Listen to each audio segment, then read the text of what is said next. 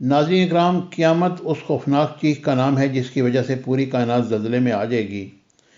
اس چیخ اور زلزلے کی شدت دم بدم بڑھتی چلی جائے گی۔ اس سے تمام انسان اور جانور مرنا شروع ہو جائیں گے۔ اس کے بعد ایک وقت ایسا آئے گا جس کی وجہ سے زمین اور آسمان پر کوئی جاندار باقی نہ رہے گا۔ اس عظیم دن کی خبر تمام انبیاء کرام اپنی اپنی امتوں کو دیتے چلے آئے ہیں۔ حضور نبی کریم صلی اللہ علیہ وسلم نے یہ آ کر بتایا کہ قیامت قریب آ پہنچی ہے اور میں دنیا کا آخری رسول ہوں۔ آپ کی حدیث مبارکہ میں قرب قیامت کی جتنی بھی نشانیاں بتائی گئی ہیں، ان میں ایک انتہائی اہم نشانی یہ بھی ہے کہ قرب قیامت سے پہلے حج بیت اللہ کو موقوف کر دیا جائے گا۔ حدیث شریف میں الفاظ یہ ہیں کہ قیامت تب تک قائم نہیں ہوگی جب تک حج کو موقوف نہ کر دیا جائے۔ اس نشانی کے پورے ہونے کے کچھ اور واقعات بھی ہوں گے، اور یہ واقعات بھی قرب قیامت کی نشانیاں ہی ہیں۔ ان کے بارے میں رسالت مآب نے ہمیں قبل از وقت بتا دیا تھا۔ آج کی اس کی ویڈیو کا موضوع بھی یہی ہے کہ حج بیت اللہ کو موقوف ہونے کے بعد قرب قیامت کی اس نشانی کو پورا ہونے کے بعد اور کون کون سی نشانیاں ہم پوری ہوتے دیکھیں گے۔ اس بارے میں مزید معلومات پر بات کرنے سے پہلے میرے چینل پر نئے آنے والے دوستوں کو خوش آمدید، اور آپ سے گزارش ہے کہ ہمارے چینل کو سبسکرائب ضرور کیجیے گا اور ریڈ کلر کے بیل آئیکن کو ضرور پریس کریں تاکہ ہماری آنے والی نئی ویڈیو کا نوٹیفیکیشن آپ کو مل سکے۔ اس کے علاوہ ہماری ویڈیو کو لائک اور شیئر ضرور کریں تاکہ ہماری حوصلہ افزائی ہو سکے۔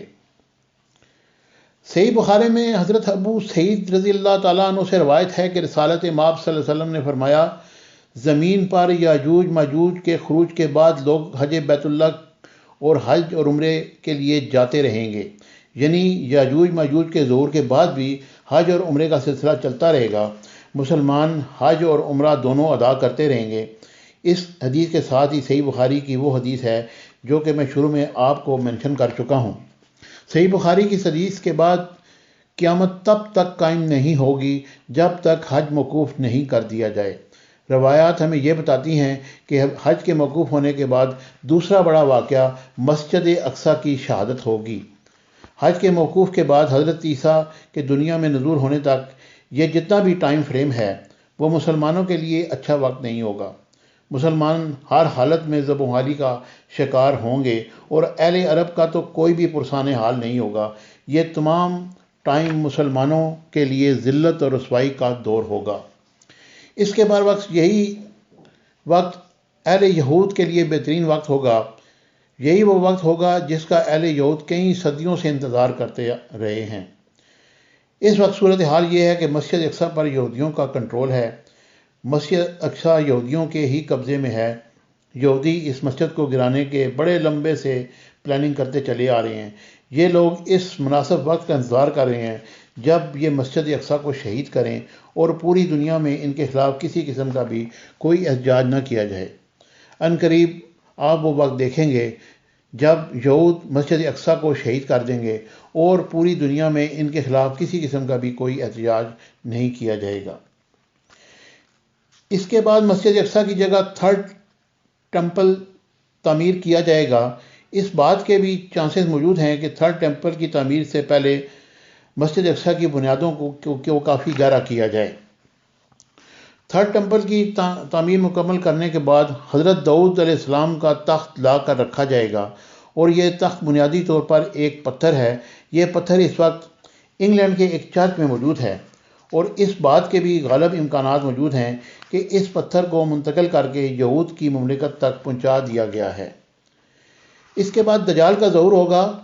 دجال تھرڈ ٹیمپل آئے گا، حضرت داؤد علیہ السلام کے تخت پر اسے بٹھایا جائے گا اور اس کی باقاعدہ تاج پوشی کی جائے گی۔ اس کے بعد دجال اور یہود دی گریٹر اسرائیل کی ریاست کا وجود عمل میں لائیں گے۔ اگر آپ گوگل کریں تو اسرائیل کی اس ریاست کا نقشہ آسانی کے ساتھ مل جائے گا۔ اس ریاست میں سعودی عرب کا بہت بڑا حصہ شامل ہے، عراق بھی شامل ہے، لبنان تقریباً پورے کا پورا شامل ہوگا، اور شام کا ایک بڑا حصہ اس میں شامل ہے، اور مصر کا کچھ حصہ بھی اس میں شامل کیا گیا ہے۔ یہاں پر یہ بتاتا چلوں کہ سعودی عرب میں مکہ اور مدینہ منورہ اس ریاست میں نہیں آئے۔ یہ دونوں مقدس ترین مقامات اہل یہودی کی اس ریاست کا حصہ نہیں ہوں گے۔ ان حالات میں چاروں ممالک کی سیاسی صورتحال کا سامنے لائیں۔ ان چاروں ریاستوں میں اس وقت سیاسی بلیک میلنگ کا بازار گرم ہے۔ جو بھی حکومت میں ہے اسے بلیک میل کیا جاتا ہے۔ آپ دیکھ لیں اس وقت ان چاروں ممالک میں کھٹ پتلی حکومتیں قائم ہیں اور ان کو کنٹرول کون کر رہا ہے آپ بھی جانتے ہیں اور میں بھی جانتا ہوں۔ اب آپ اس بات کا اندازہ لگائیں کہ حج کے موقوف ہونے کے بعد حضرت عیسیٰ علیہ السلام کے نزول تک جتنا بھی وقت ہے، جتنا بھی زمانہ ہے، عربوں کے لیے کوئی خیر نہیں، کوئی پرسان حال نہیں۔ اس کے بعد مسلمانوں کو قسطنطنیہ میں شکست کا سامنا کرنا پڑے گا۔ قسطنطنیہ مسلمانوں کے ہاتھوں سے نکل جائے گا۔